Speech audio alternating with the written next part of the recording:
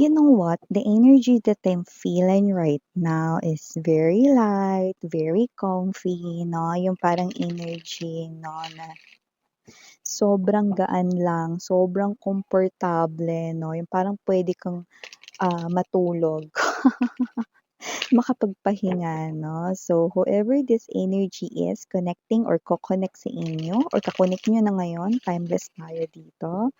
Yeah, I'm sensing a very light as a feather energy. Let us see. Possible na maaaring maging komportable ka sa kanya, sa presence niya. This person is also making buga a positive light, positive aura, positive energy. Let me see more. Okay, let's go. Asin natin yung tissue. Commercial.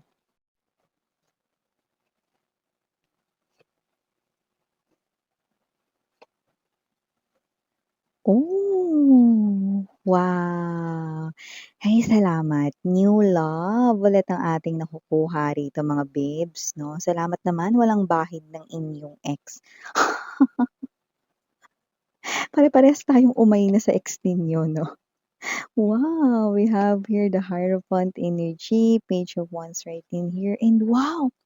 I'm hearing that song. Baby, I love you. Mahal kita. Baby, I love you. Walang iba. Yan o. Wow. Baby, I love you daw. Wow. Baby, I love you. Walang iba. Wow. Okay. Sun card energy. Okay. Definitely new love popping out right here for you guys. I love it. Oh, and then this is your energy. I love it. Yan. Bottom of the deck, Tower energy, Four of Cups, Knight of Wands. Beautiful reading, no? Yung nakikita natin dito. Definitely new love right here for you guys. So, hi and hello there, collective. My name is Yan. Welcome, newbies, new subscribers. Returning Istam buyers ko dyan. Thank you sa inyong walang sawang love at support for me. At kung hindi nyo pa alam, mayroon pa tayong other channel. Link is down below sa ating description box.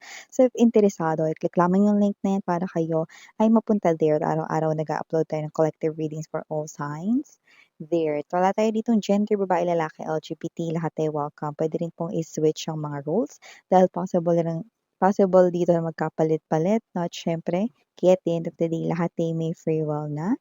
Free niyong gamitin anytime, anywhere. So yun nga mga babes, no? Wow. Timeless tayo dito pero maaaring high chance, maaaring nangyayari na ito sa kasalukuyan or in the present moment. And sa iba ay immediate future or near future. Wala akong nakikita ritong bahid ng past ninyo. Wala rito yung ex ninyo, no? Talagang napaka-light lang ng ating energy na ba-vibes. So, we have here the Eight of Coins energy, Ace of Cups right in here, full card energy. So, whoever this individual is, no, darating na lamang ito, no? The least you expect this. I'm seeing you with the Eight of Coins energy. You're working right here, no, with your life, no, with your personal dealings, no? Yeah, you have a lot on your plate. No, nakikita natin dito marami kayo rito inaasikaso, ginagawa. Iba busy kayo rito. Not really problematic, ha? But you're busy right here, no? Sa'yo rito mga ganap sa life every day, no? You are such an individual. You know, I'm seeing someone, if you are a woman, I do see that this is you, no? Parang bago ka magsimulang gumawa ng mga gawaing bahay or maybe bago ka mag-start mag-work, no? Maybe, tinatali mo yung hair mo. Ponytail or bun type, no? Yung ikukulumot mo, parang ganyan. Ikukulumos ba yun? Bun style, ganyan, no? Iba naman, ponytail, no? So, may ganong klase ng energy, no? Or sa work ninyo, kailangan talaga, no, na na itali ang hair 'no. So, puwedeng yung iba sa inyo 'no, nasa food industry yung work ninyo but doesn't have to be na chef kayo or nagtatrabaho sa isang food industry na company, okay. But maybe 'no, or maybe you are into arts 'no, kasi yung mga artsy people 'no, or yung mga people na nasa arts 'no is ganyan din 'no, just like me, okay. Kapagka ako ay nagpe-painting, nagdo-drawing, 'yan 'no, tinatali ko rin yung aking hair 'no, in bun type 'no or in ponytail 'no. Sa iba, okay, boys and girls 'no, I do see right here 'no, wala tayong gender dito, okay. Binanggit ko lang yung sign na yun, okay, but just take only what resonates. So, basta love will approach you, new love will approach you, the least you expect this 'no, like darating na lang ito bigla-bigla 'no, and you know what, I'm picking up right here because I mentioned immediate future, near future 'no, so ibig sabihin 2025 din ito mangyayari 'no, and hello, patapos na yung August 'no, kaya naman mga babes 'no, ibig sabihin malapit-lapit ka na talaga rito 'no, na malapit-lapit ka na sa iyong new love na lumalabas dito 'no, and with the Ace of Cups right in here 'no, I'm sensing this very soulful energy at hindi lang ito as in casual fling or guest lang sa life mo ta's aalis din ta's magbe-break din kayo, like, 'no, no, okey? We have here this Hierophant energy, no, and there's this Page of Wands. This person right here will be so excited to meet you. The person right here will be so excited to meet you, to talk to you, to know everything about you, to know your background right in here, no? And what I love about this one is that this person with the full card energy, not afraid to take any risks. Hindi siya scared, hindi siya natatakot rito mag-dive into a beautiful connection right here, no? That's why this person here right off the bat, no, na makilala ka niya, okay? Nakikita natin 'no, dumating man na ito or parating pa lamang, I do see na this person right here ay magiging excited to get to know you, to meet you in person 'no. So, nakikita natin that this person right here is someone 'no, na hindi siya rito yung may paligoy-ligoy pa, So, kung gusto niya dito makipag-friends sa inyo, then definitely gagawa siya rito ng hakbang or actions to do that 'no, para maging friends kayo rito 'no, or makilala kayo rito, mapalapit sa inyo, maging close sa inyo, and then boom! Magkaroon na talaga ng something na deeper connection 'no, like couple 'no, love couple dito. So, yan, napapunta talaga itong love life 'no. So, ligawan kayo, mag-express ng emotions and feelings sa inyo, wala tayong gender dito, LGBTQs. Nakikita natin that this person right here is someone who takes risks, takes chances 'no, at hindi nagpapa-miss ng opportunity kagaya na kung ang opportunity na 'to 'no, ay pagdating sa inyo 'no, and for some reason this person right here is someone 'no, with standards talaga 'no. So, nakikita natin dito na that this person right here magugustuhan niya kayo hindi dahil wala lang, kundi dahil meron siyang mga makikita ritong 'no, mga magaganda ritong bagay 'no, at mga potensyal ninyo 'no, that with the Hierophant energy 'no, itong tao na 'to 'no, talagang alam mo kasi yung Hierophant energy, yan ang energy ng marriage material, okay. So, this person will definitely view you as a marriage material 'no, future spouse material, future wife material, future husband material, okay. So, nakikita natin dito that this person right here 'no, will do everything 'no, to make this connection work, okay. But for the meantime, I do see 'no, na this person, nakikita ko dito na kumakaharap muna siya that with this Three of Swords energy and the Four of Swords 'no, saan man siya ritong panig ng earth ngayon, okay, hinaharap niya muna rito 'no, yung kanya ritong separation 'no, with his or her partner, okay.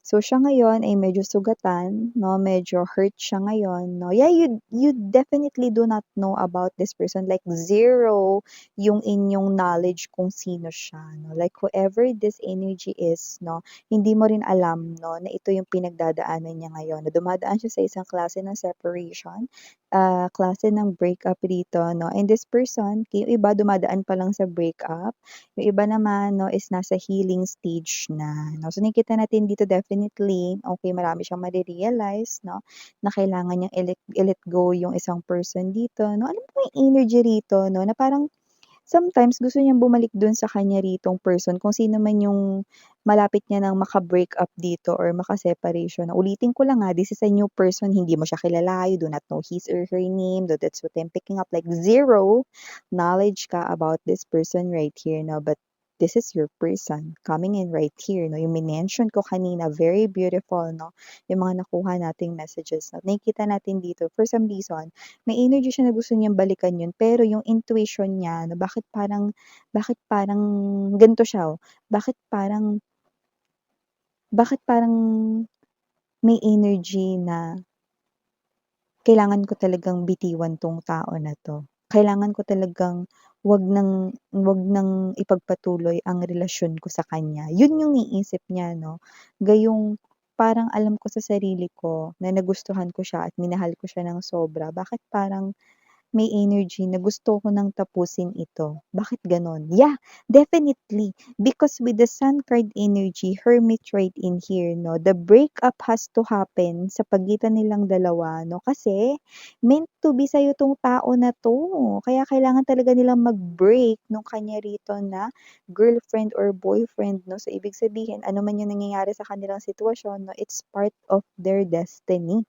Okay, nakita natin dito, no, that that person ay talagang, meant for you kaya kailangan siyang kumalas sa isang relationship 'no. Well, marami naman siyang natutunan 'no with that person, okay, at yung person na yun marami rin namang natutunan sa kanya, so high chance din talaga 'no na sila ay magka-karmic partner. However, kung sino man ito 'no na lumalabas bilang ka-meant to be mo, okay, healing will definitely come his or her way. So I'm seeing him or her totally accepting the fact that they are already separated, no, and the breakup needs to happen. So I'm seeing your meant to be or ka-meant to be, no, walking from that karmic partner of him or her. So I do see that kung sino man tong tao na to, destined for you guys, no, bigla na lang siya ritong susulpot out of the blue, no? So I do see, no, that that is right after the healing, okay?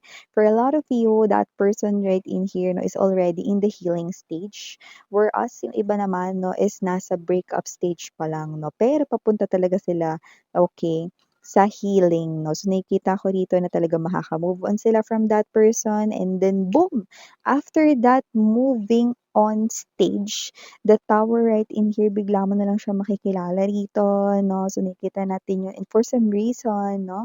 Four of Cups, Knight of Wands energy, no? Nakikita ko dito na kapag nagkakilanlan na kayo nitong tao na to, na pag nagkaroon na kayo rito, no?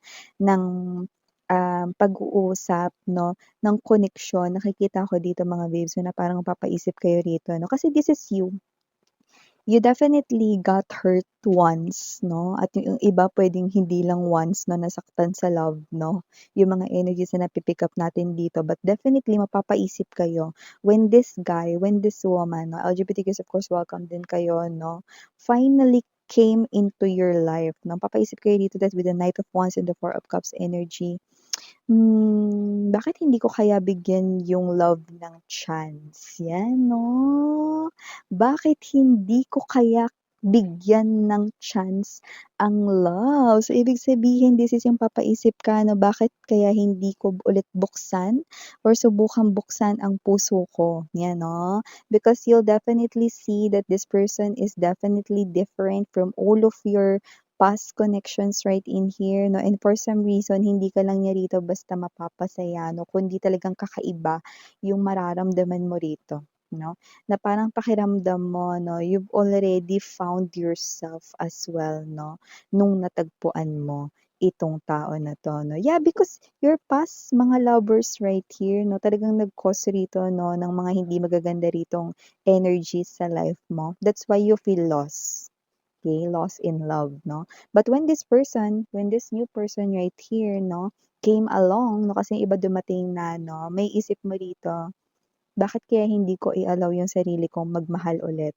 After all, mukhang deserving naman itong tao na to. Definitely. Your intuition is telling you that this is the right person meant to be in your life. And we're talking about the new love, diba? So, yeah, ano mo? For some reason, nakikita ko dito that this person will be so happy, na dumating ka sa kanyang life, 'no? And for some reason, 'no, this person right here could be a joker, 'no? But doesn't have to be na nakakatawa lahat ng jokes niya, 'no? But definitely this person will brighten up your day, daily, araw-araw, na parang hindi mo na kailangan dito ng vitamins, 'no? Kasi siya na yung magiging energy mo. So, nakikita ko rito 'no, na kahit hindi ka na rin mag-apple, 'di ba? So, nakikita natin dito 'no, apple 'di ba, an apple a day keeps the doctor away, 'di ba? But this person right here 'no, I don't think na kailangan mo pa ng apple dito. Etong person na 'to 'no, will definitely 'no, aalagaan ka nito. Yun ang nakikita ko dito, okey? Aalagaan ka nito, bubusugin ka nito sa love 'no, affection, and this person will definitely care for you. Kumain ka na, huwag kang papalipas ng gutom. Sleep early because you need to wake up early because you're going to school or you're going to your work, yan 'no. So, may mga gano'ng klase ng energies.